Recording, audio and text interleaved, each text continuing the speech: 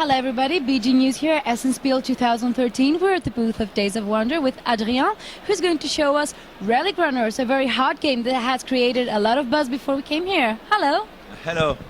So Relic Runner is a new game from Days of Wonder. It's just available right now. It's a new release. Relic Runner is a game from Matthew Dunstan. He's a designer from Australia, and it's first game. First designer of this, so I think he's happy that it got published. So in this game, it's about discovering the jungle and exploring temple.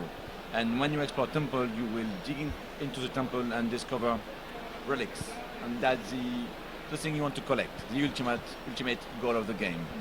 Okay, so it's basically a game of movement, because each turn you'll be able to move from one place to another. And if you have already built some track in the jungle, it's like, you know this part of the jungle, so you go faster. Okay, so you can use one track and travel along your track. Okay, that's movement. And then when you end up on a temple or on a ruin, you can spend some food, to have the right to explore. Every time you spend a food, you discard the top level of the rune or the pyramid. And each one allows you to do something. Like runes, for instance, allow you to place new waypoints on the board. If you want to explore White Temple, they'll give you new special power that you keep in front of you and able to play after in the game. Blue runes will give you victory points, direct, always interesting.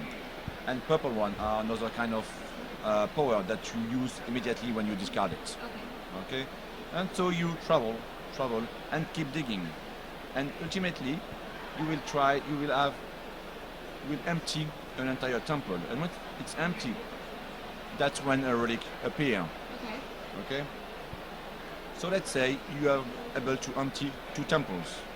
Then you have 2 blue relics on the map, and if you start to move from one blue relic and go until the next one, another blue, and end your move on here, you grab the relic. So that's how you get the relic. And you get also 2 victory points per route you travel. So that's a good way to make a lot of points, because if you are able to travel, have a blue relic on the other side of the board, you will be able to like a long trip, like 1, 2, 3, 4, 5, so 10 points. Of course, other relics also give you some additional points. Basically, 1 per different color you own at the end of the game.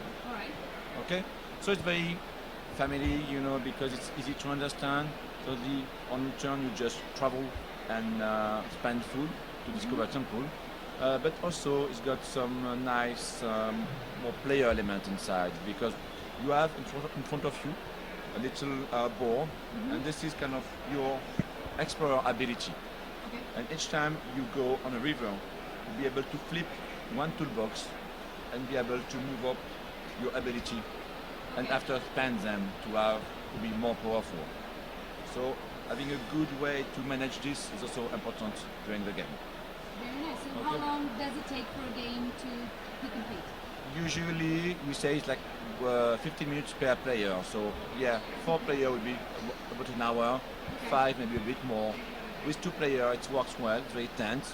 Usually play in half an hour, maybe a bit more. So it's short. I mean, regular lengths. I mean, for family games, I think. So it's from 2 to 5 players.